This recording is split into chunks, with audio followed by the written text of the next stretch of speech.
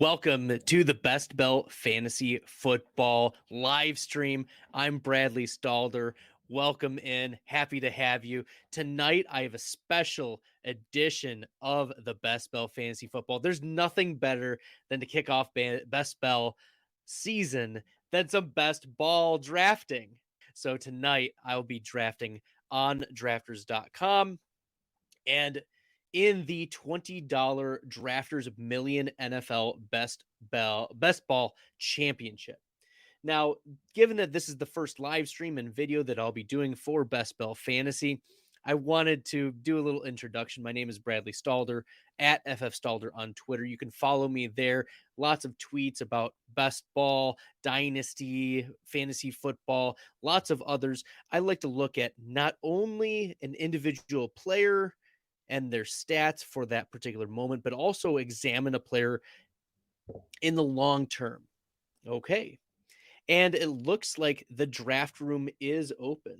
So I am going to share the screen, go to the banner, make sure that we have all of those in place.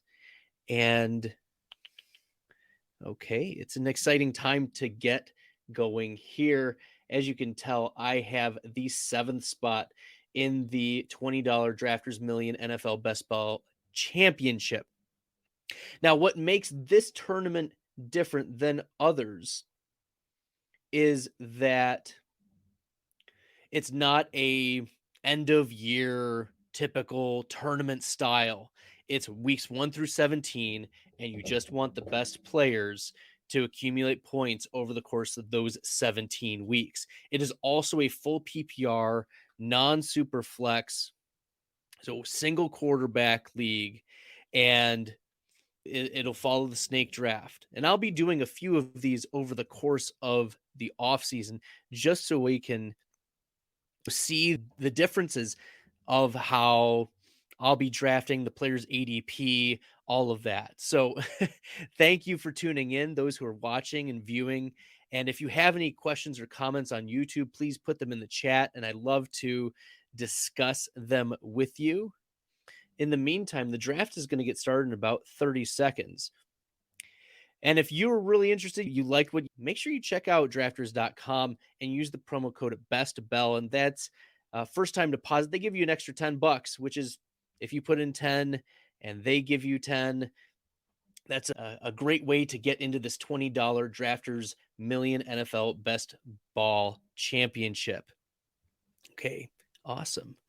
It looks like we are underway. And I'm going to share out, get shareable link, and put that in the chat as well. Watch my draft here. Boom. Okay, cool. So Jonathan Taylor goes off at the 101. Not surprising there. Okay. And Christian McCaffrey goes off at number 2. Now, I was doing some research over the course of the last few weeks and over the last month, and Christian McCaffrey over the last 3 years has had the only 2 seasons where 50+% of his games, each of those seasons, were at least 23.6 PPR fantasy points. All other running backs failed to meet even 50%. And back in 2019, Christian McCaffrey was over that 70% threshold. So when he is on the field, he's an absolute PPR monster. And I was looking at his rate of hitting that 23.6 compared to other running backs, and it's just not there's no way you can make that up like by replaceability. The 50, 60, 70% of your games at 23.6 fantasy points or more. That is like the reason why I referenced 23.6 is because this is a 3-start, 3-wide receiver, and I already saw Chase, Jefferson, and Kupp go off. I do like Austin Eckler. I'm not worried year 1 about Isaiah Spiller. But so I'll confidently draft Austin Eckler as either a lead or anchor running back. Maybe I'll go fragile build here. But back to looking at Christian McCaffrey, there's just not the upside that a lot of other players offer to get to that spot consistently. Even Derrick Henry was in the 30%. Dalvin Cook was was 47% 2019 and 2020, but fell off pretty significantly in 2021. And getting back to it, the reason why 23.6 fantasy points in PPR formats for running backs is significant is because that is the average number of points like a running back one is going to need to score. If you're averaging the top 12 finishes, you're going to need 23.6 from your running back one. So running back one is going to consistently be right there. That's why we want our running backs to hit ceilings pretty consistently. And Austin Eckler, each of the last 3 seasons, has hit that 23.6 in at least 20% of his games. 22, 23, 29, it's all in the 20s. And that's what you want out of a PPR back, a player who's going to consistently get you what you need in your running back one slot. Compared to other players, James Conner isn't even there. He's at 17, hit 12% one of the years. So looking at historical data to give us insight into these upside is going to be pretty helpful for thinking about, yes, I want to diversify my portfolio, but also what are my opinions about these players? Have they even shown a ceiling to access? And in best ball, you don't care about these theoretical ceilings. Like what is a ceiling anyways? Is that an 84th percentile outcome? I think that's a good definition. But looking at the wide receivers available to me, I'm not a fan of Deebo Samuel at this spot. Even at the 18th pick, Javonte Williams at 16 might be interesting. Kamara has risk, but Kamara might be the pick here. Oh, I'm drafting. Oh, I got him in. Whew. And the reason why I think I'm more confident drafting Kamara than I was a couple weeks ago was a report by Drew Davenport, or at least some tweets sent out by him. If you're not following him, at Drew Davenport FF, I believe is his new Twitter handle, then you can get the FF legal updates. And there have been some significant shifts for Kamara. I think they've agreed to not get into this until at least the season starts, like discovery and whatnot. So it's pushed the timeline. Essentially for Alvin Kamara, the timeline has been pushed into 2022. Things can change, obviously, but I want to take advantage of a second round Alvin Kamara at this point. I still think he's undervalued if, in fact, we're seeing Alvin Kamara not have to face any criminal charges or not having a significant suspension. Getting those RB1 weeks are just so precious. Now, I'm not going to tap running back for a while. I'm going to have to hit on some wide receivers. And some of the wide receivers, I am concerned about the upside of, for instance, I don't have him in the queue, but Keenan Allen did not hit the wide receiver threshold you needed at all last year to be a wide receiver one on average. Like if he finished a week because he was a wide receiver one, it was mostly because there were bye weeks. Okay. He didn't show the upside that he traditionally had been able to show. He was consistently a wide receiver two, falling at wide receiver 13 to 26 or 24, but that's not going to get it done drafting him in the 3rd round. Like you're drafting your wide receiver 2 in the 3rd round. That's not what you want. You want to attack T. Higgins or the Jalen Waddles that have seen the upside that you want to channel. And I have shifted my opinion even on Deontay Johnson, and looking at the data over the last few years, Deontay Johnson is a perfectly good wide receiver too. In fact, you should be smash drafting Deontay Johnson as your wide receiver too. But in looking at some of the data, his most impactful weeks are as your wide receiver 2, your wide receiver 3, and your flex consideration. And he'll make your lineup. He's not going to bust on you. Deontay Johnson won't.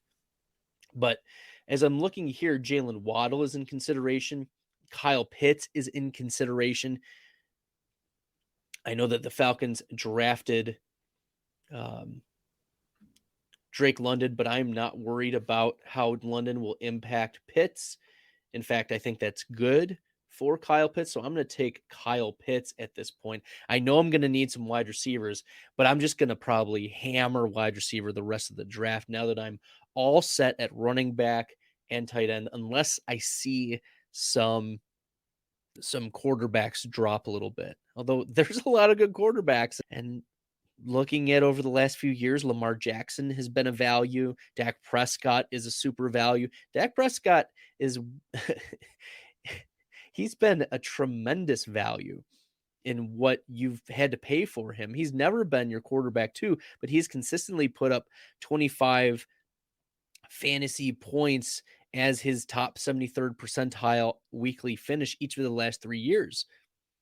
Yeah, not many other quarterbacks can say that. Not Aaron Rodgers, not Kirk Cousins. Even Kyler Murray has struggled to show upside from time to time, and we've seen him fail. The Cardinal situation is one that we should be a little more concerned about, given the DeAndre Hopkins suspension and also the trade for Marquise Brown. I know there's a lot of Twitter love for Marquise Brown, and I get it. He's got a great target share, but shifting teams now is a concern for me that I need to dive deeper into before I have an even stronger opinion. But I think that this is it might be too much. The hype might be too much. Oh no. Updog just got DeAndre Hopkins. Oh no. Sorry, Updog. Oh man, I feel so bad for Updog, but here we are. Okay. So we see Joe Mixon, Josh Allen, Mike Williams. This is where I'm just going to start smashing some value because I see DJ Moore, DK Metcalf, Terry McLaurin. I do want to avoid Chris Godwin, even in a full PPR. I could see the argument for Godwin in a championship format. He's not going to make your lineup for 6 weeks. Like, you're guaranteed he's not. And then it's what are the probabilities that Chris Godwin is going to make your lineup? They're going to be pretty high, but there's also some bust potential in there, given Mike Evans is still there. Gronk may return. Russell Gage was signed very quickly in free agency. Yeah. So I think that there's some concern about Chris Godwin as an asset and not as a talent. I think Chris Godwin is certainly one of the better talents in the NFL when it comes to wide receivers, but we should be a little bit concerned about Chris Godwin as a fantasy asset. So looking at who's available, Breece Hall goes off the board. That's interesting. DK Metcalf is available to me, and Terry McLaurin is also available to me. Both of them have fallen in ADP, and I'm not really interested in taking Cam Akers. I feel like that's a minus EV pick here, and I'm going to go with DK Metcalf. He's just going to get hyper targeted. 25 plus percent target share last year in an offense that is going to need to throw the ball, even if it's Drew Lock. We can see a Cortland Sutton type of season out of DK Metcalf, which is good for the upside. Like, he's going to hit a couple wide receiver 1 weeks, which is what you want, but he'll bust too. So I'm going to look to pair DK Metcalf with maybe some more, with some safer picks, or hope that some wide receiver value comes to me. Michael Pittman comes off next at 44. That's an interesting pick. I wouldn't be opposed to having some Michael Pittman, but not as my wide receiver 1. But for foosball, that's his wide receiver 2. I would like Pittman as a wide receiver 2 in these drafts. Okay.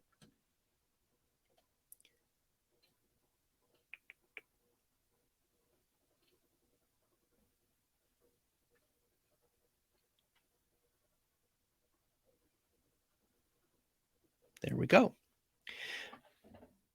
There has been a run on wide receivers, and looks like Cam Akers has fallen pretty far. We're at pick 48 and his ADP is 37. So I wonder if there's going to be some comeback around for Cam Akers. I don't know.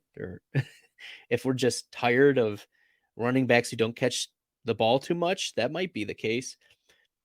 But also, we don't know what the Rams' backfield situation is going to look like. It's shaping up to be Cam Akers and Darrell Henderson and Kyron Williams. Those are the three. And Kyron Williams was an all-purpose back at Notre Dame. He didn't have a great combine, but he showed that he could catch passes. And that versatility might get him some playing time pretty quickly. So I wouldn't be opposed to taking some late round PPR Kyron Williams. Cam Akers finally goes off the board at pick 50. Josh Jacobs is also in a void for me in these full PPR drafts because Jacobs' target share last year was artificially inflated. Darren Waller was out. Jalen Richard missed a lot. Henry Ruggs missed half of the season after being cut. There was just a lot of turnover. Kenyon Drake even missed a lot of 2021. Ezekiel Elliott also not a target for me. Elijah Moore is definitely the type of player that I want to take, and hopefully Cortland Sutton comes back around to me. I would love that. But Elijah Moore, I hope that his ADP continues to plummet after the Garrett Wilson selection in the rookie draft, because I have a lot of Elijah Moore and he showed a ceiling last year. He was the wide receiver 1 overall for one of the weeks last year in his rookie year.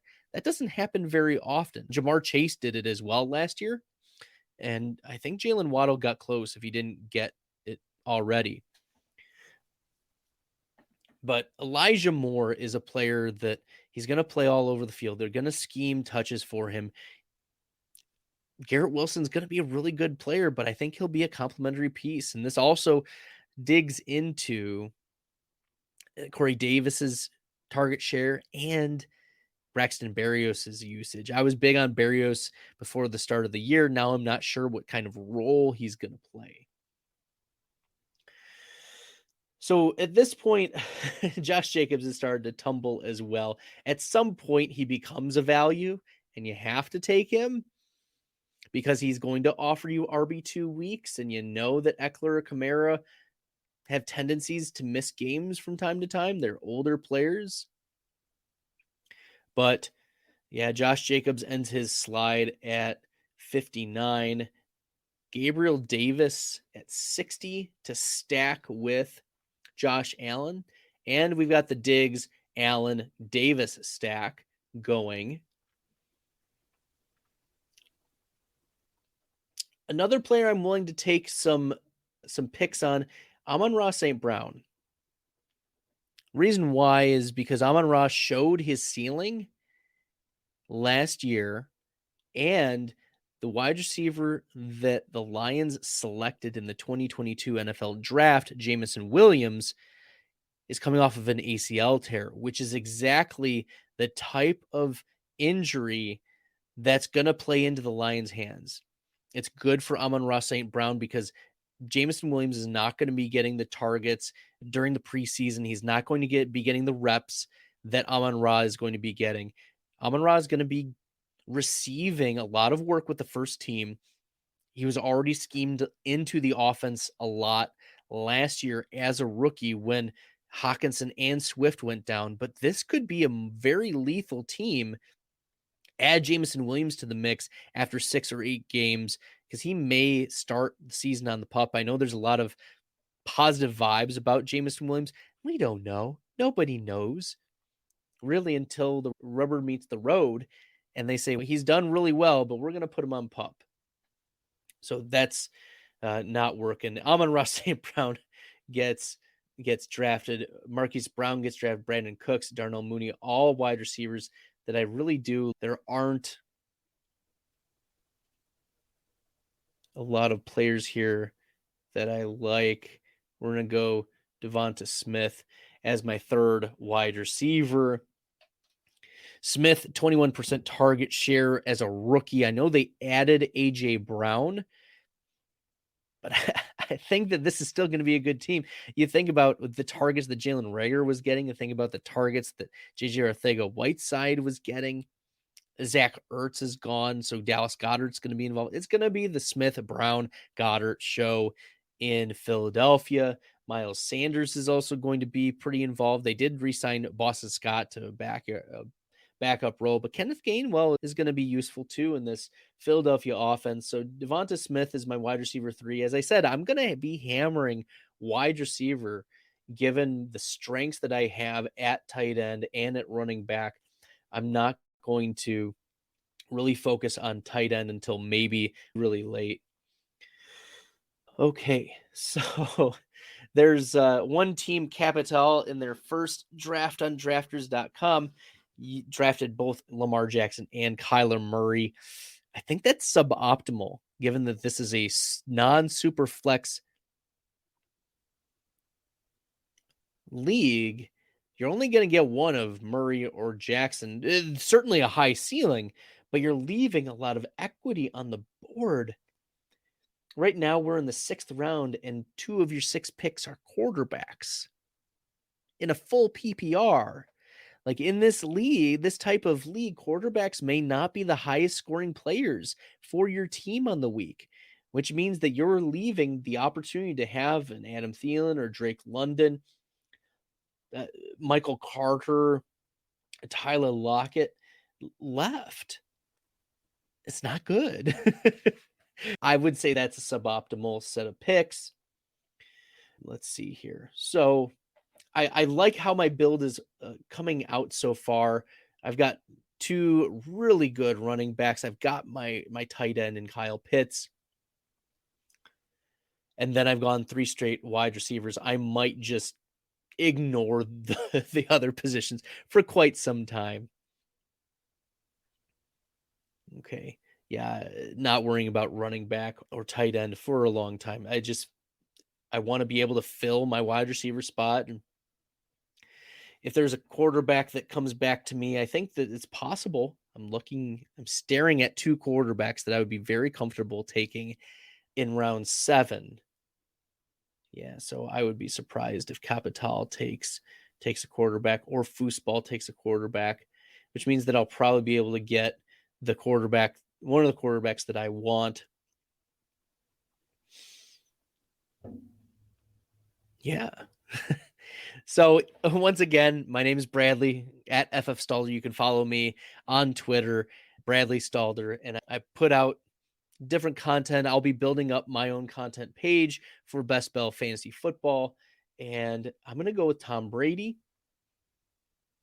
I don't believe in the significant warning signs. Brady's not going to come back if it's going to be a run-first offense. He's going to be looking for his boys Evans and Gage and Gronk. So Gage is going to be a player that I'm interested in. So one of the features I really like on Drafters Fantasy is you can search by team and you can boom, boom, boom. You can star players that you from the team. You can filter by the team. Okay. So that's good. And then I'll also star Zach Wilson for the stack. Philadelphia, Jalen Hurts. That's a player. Jalen Hurts is a player that I'm very interested in getting pieces of on spread throughout these teams because he has the quarterback 1 overall upside. The rushing is there. If he improves just a little bit as a passer, we're talking about unlocking A.J. Brown and Devonta Smith. So those are 2 players that can boom. Okay, Lockett goes off the board. He was a target for me coming up soon. Yeah, if I go Garrett Wilson, I think that might work with my Jets stack. If I want to target the Jets as an up-and-coming option. Maybe not Jalen Hurts, but I probably could get Zach Wilson much, much later. In the queue, the ADP for Zach Wilson is 157. So that is around 13 or 14. Yeah, I'm comfortable taking him there. Okay.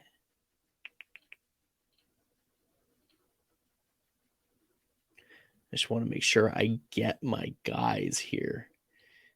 The Brady and Gronk, I haven't heard one way or another about Rob Gronkowski at this point in the offseason.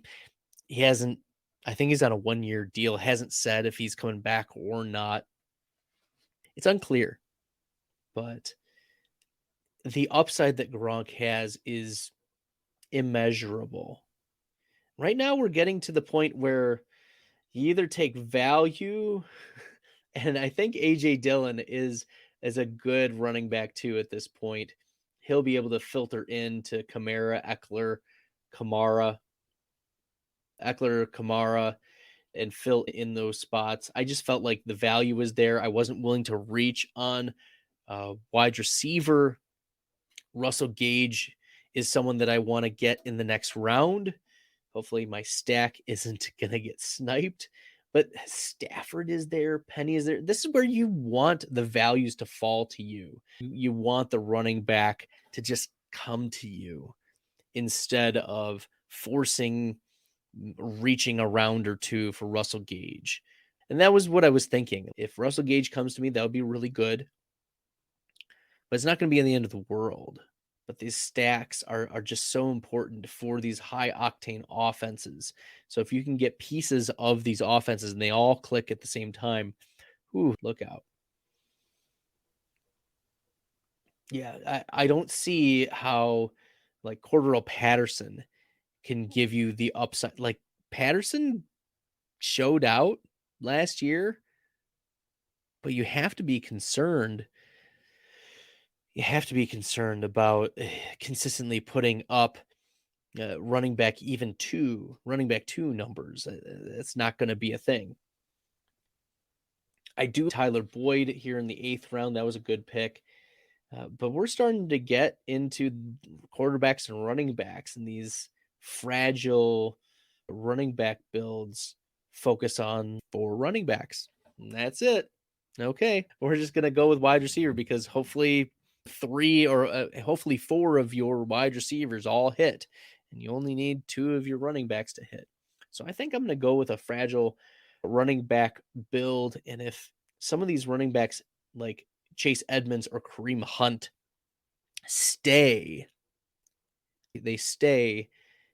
and don't get picked over the next couple picks, then I think that I prefer them to Russell Gage. I don't know. That's a tough spot because I do want the Brady Gage stack going. I am a big fan of, and now maybe the decision isn't even going to be made for me. Rashad Penny, Kareem Hunt, and then Russell Gage all drafted at the same time. I also don't know what to make of the news about Trey Lance. Not good things are being reported about Trey Lance coming out of San Francisco, which is maybe why he's not been traded yet, or Jimmy Garoppolo has not been traded yet. Could be. Very well possible. I don't know, though. I do not know if that is the case. Okay.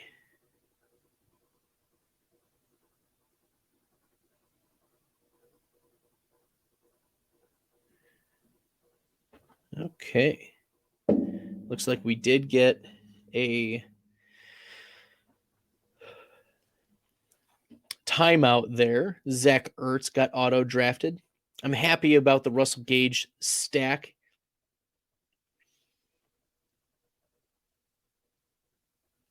And maybe I'll take a late dart throw on Drew Lock just in case. But I don't know. I don't know what's going on with the Seattle situation. There's no urgency from the Seahawks to make a deal. Like they probably just roll with Lock and that's it. So it is what it is.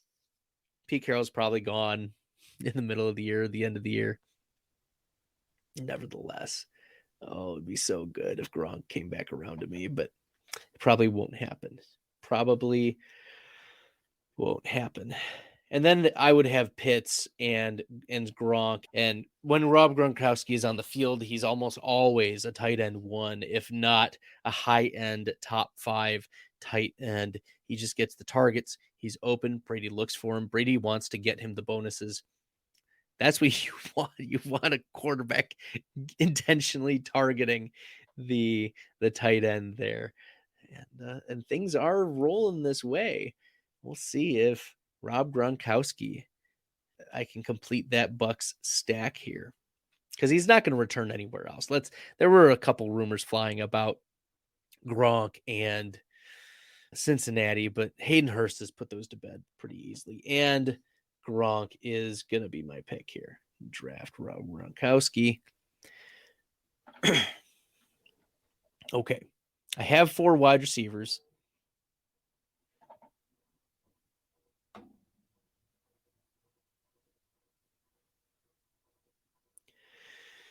And now I can really hammer a wide receiver. I've got my quarterback. I've got my tight ends. I've got 3 running backs who I feel really good about. I'm just going to have to hammer wide receiver and pick some wide receivers that have what I perceive as some upside. So let me pull up the 2019, 2020 to 21 to 2019 PPR snaps. And I've got some data that is looking pretty good. Let me do some adjustments there and here. I'm working on getting some of this data available on some of the sites so that I can, share it with you and maybe get some subscriptions going. That would be good. But also I want to hide this. Hide. Okay. So looking at some of the players that are available on the board, Chase Claypool over the last couple years has only hit wide receiver 1 overall 3% of the time, like not overall, but in that range of what you would need from your wide receiver 1, 3% of the time. The wide receiver 2, about 12% of the time. He was a good wide receiver 3 for you 15% of the time, and a good flex spot for you about 3% of the time. So he was making good on about 33% of the time. So a third of the time he's going to be making your lineup, and he goes off the board here over the last 3 years. That's the data that we're looking at. Whereas Galladay over the last 3 years, 7% of his weeks has finished in that wide receiver 1 range, 7% of his weeks in that wide receiver 2 range, 17% in wide receiver 3, and 2%, a little 2.3% in that flex spot. So he made your flex spot. So we're talking once again about 33% of the time. And looking at the wide receivers who are available here, Kobe Myers, 1, 2, 5, 4, and 1, 2, 5, and 4%. He's not an upside wide receiver. Looking at the other wide receivers that are in this range, Will Fuller is probably one that I want to talk. I'll draft him, but I want to talk about him because his landing spot could be very interesting. Over the last 3 seasons, Will Fuller, 8% of his weeks, he's finished as a wide receiver 1 in that wide receiver 1 range, 16% in that wide receiver 2 range, 3% wide receiver 3, and 4% in that flex spot. So he's finishing in that top 24 range 25% of the time. And then he's boom or bust. His wide receiver 3 and flex considerations are 7%.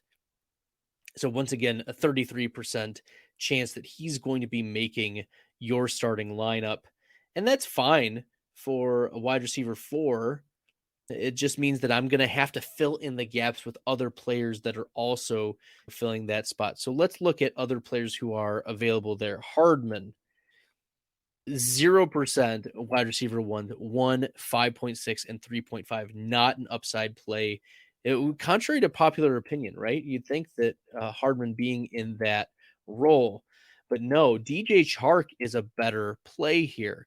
Chark over the last 3 seasons, 12, almost 13% of his weeks finishing in that wide receiver 1 category, almost 5% in that wide receiver 2. We're talking 18% wide receiver, at least top wide receiver, and then wide receiver 3, 11. So we're talking 30. He might be even a better play to draft for these best ball than merely Mecole Hardman. Same thing with Devonte Parker. So I'm on the clock looking at Parker, and he's got 2, 14, 16, and 6. Devonte Parker is a wide receiver that you want to be drafting time and again. He's going to be making your starting lineup in an elite way.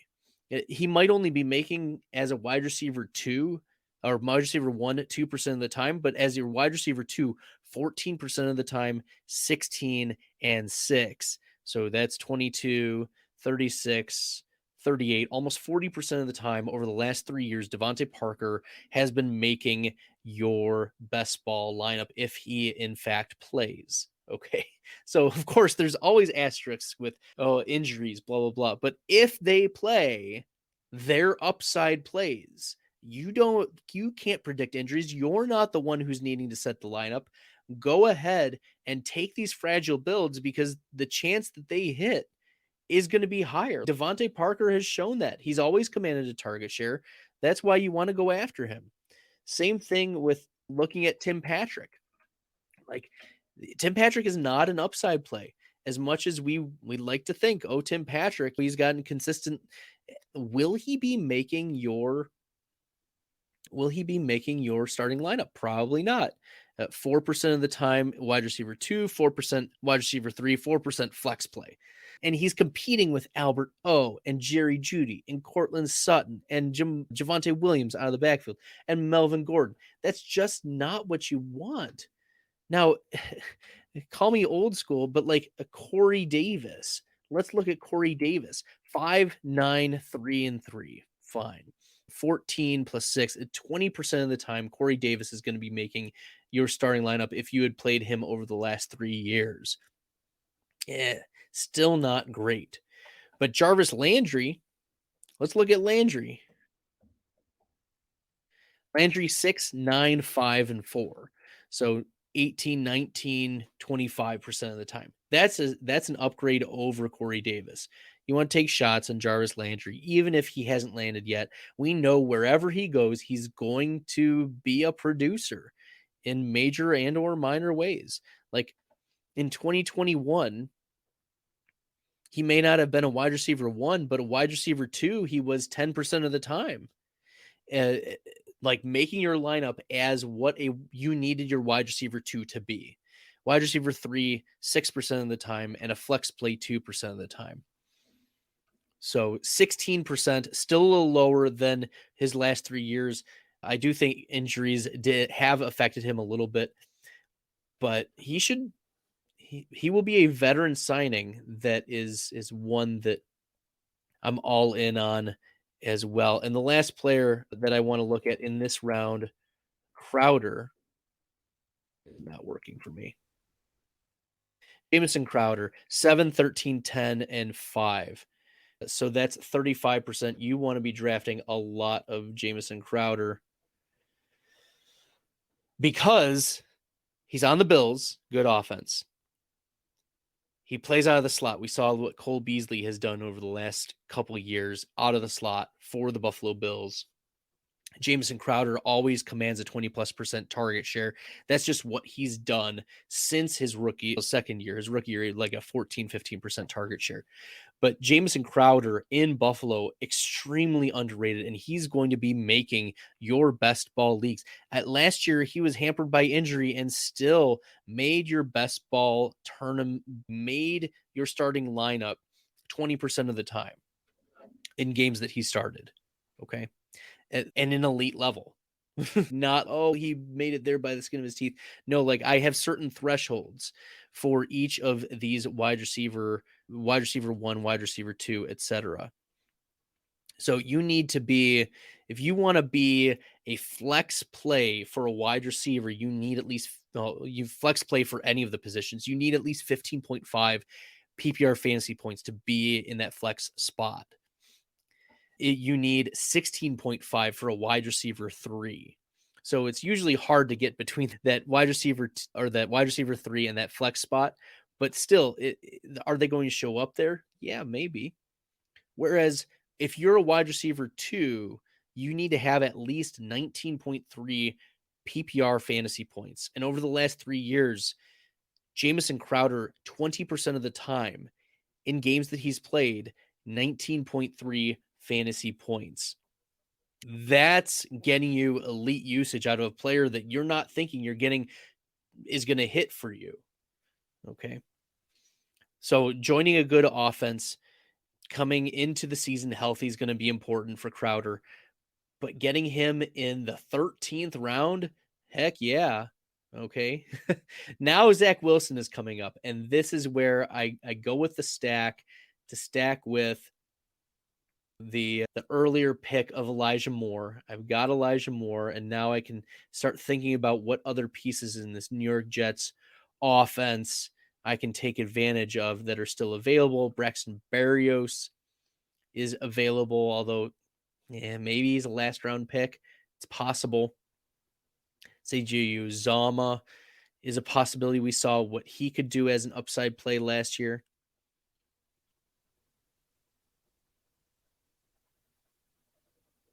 Uh-oh. I'm just looking through the chat. Looks like some people were not happy that some were drafting those players. Nevertheless, okay. Now that we've hit a wall here, I want to look at what players are still available. And I like Khalil Herbert as a running back. Let me get the running back stats out because then I'll talk about why I like Khalil Herbert as a play. Okay. Hide those columns so it'll help me a little bit.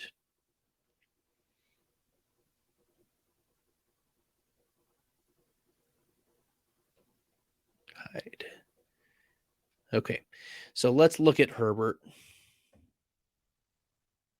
Khalil Herbert, last year, his rookie year, he was not really an RB1. And I define an RB1 as a player who will get you, like a winning RB1, will get you 23.6 PPR fantasy points. However, 3% of the time, he was a running back too, which I defined as a running back that got you at least 18.8 fantasy points, but less than 23.6. So fell in that range 3% of the time. And then a flex consideration, 15.5 fantasy points, between 15.5 and 18.8. That was 5.5% of the time. Now, that's a player that I can get behind. It's possible that the new coaching staff uses Khalil Herbert more. They liked what they saw, and he was about as efficient as David Montgomery last season, which is why it's within the range of outcomes. David Montgomery probably won't be returning in 2023. This is probably his final year in Chicago. Khalil Herbert is a dynasty buy right now because he could take over for a year and be the running back that you want. Okay, so let's draft some Khalil Herbert at this point. There are some wide receivers still on the board that I'd like to dive a little deeper into. Okay.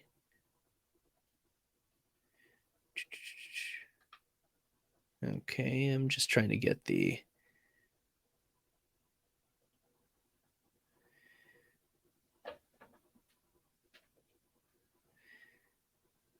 player pool Excel document to load. That's not what I want. So I can talk about these wide receivers, but there we go. Restore to this version. Restore. Okay. So Kendrick Bourne is available there. Cedric Wilson, Odell Beckham. Those are wide receivers that are available. And let's talk about some of those. So Bourne, over the last 3 years, 2% of the time was a wide receiver 1, 5.7% of the time was at winning wide receiver 2, wide receiver 3, 3% of the time in a flex play, 5% of the time. So we're talking 15% of the time he's going to be making your starting lineup, and Kendrick Bourne goes off. But Curtis Samuel, 2% of the time a wide receiver 1, 12% of the time a wide receiver 2, 6% of the time wide receiver 3, and 12% of the time a flex play. So we're talking 23, 29, 31% of the time he's making your starting lineup if in fact he is healthy and out playing. Last year, lost season. He went one his first, so in 2019, his one standard deviation point weekly outcome was 16.2. So one standard deviation away from his mean at 16.2. In 2020, it was 19.4.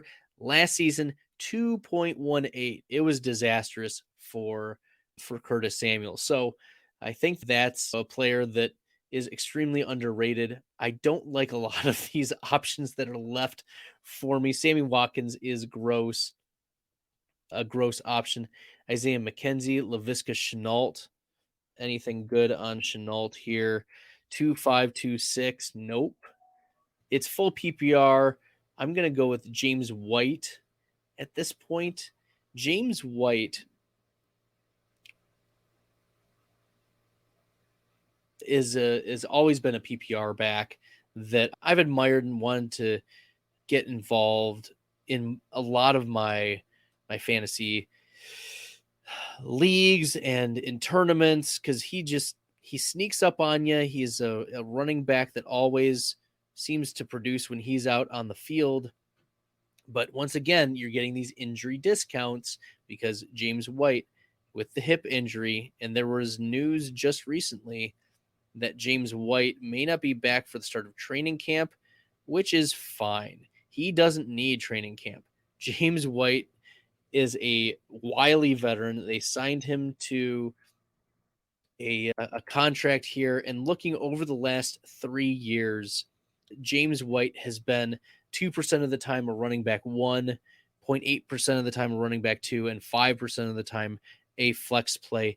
At this point in the draft, you want players who might hit in PPR, right? And looking at last year, 23% of the time is percentile adjusted rate of being a flex play is 23%. Some players aren't even going to be making your lineup at all. Looking over the last few years, there was in 2019, James White, 4% of the time was a running back 1, 5% of the time being a flex play. He offered at least a sprinkle of upside. Okay. So now I'm looking at like Seattle's quarterback spot, given that I have DK Metcalf. Drew Lock is 214, so I'm not going to take him yet, but I am putting him in my queue. Let's look at all. Yikes. Isaiah McKenzie,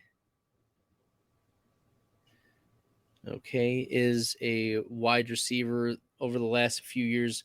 McKenzie, his wide receiver 1 percentage has been 2% of the time he's been a wide receiver 1, 1% a wide receiver 2, 0.4 and 0.2.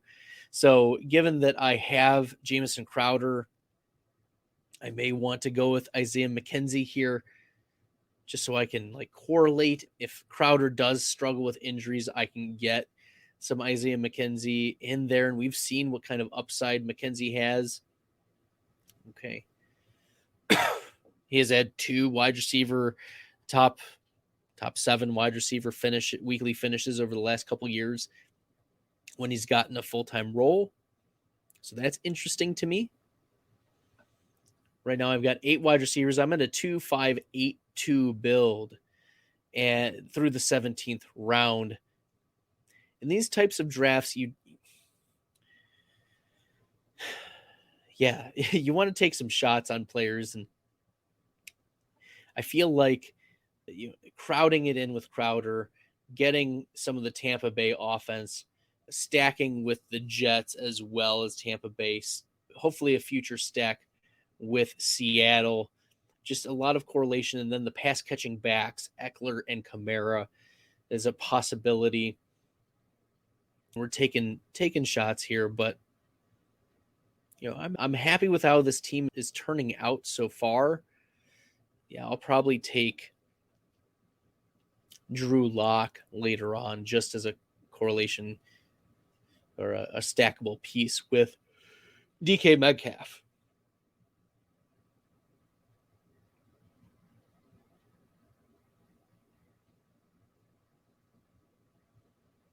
Also, there are some wide receivers that are also we talk about interesting late round flyers like Randall Cobb over the last 3 years has 8% of the time been a wide receiver 2, 10% of the time been a wide receiver 3. So he's made your lineup almost 20% of the time over the last 3 years. So still being with Aaron Rodgers, not believing in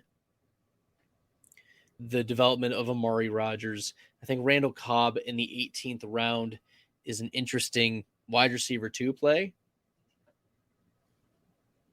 He may be lacking the wide receiver 1 upside that you want from a particular player, but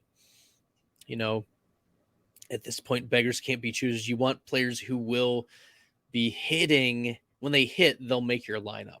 Even in a 73rd percentile outcome, is this player even going to make your lineup? If the answer is no or unlikely, then I don't know what else to say here.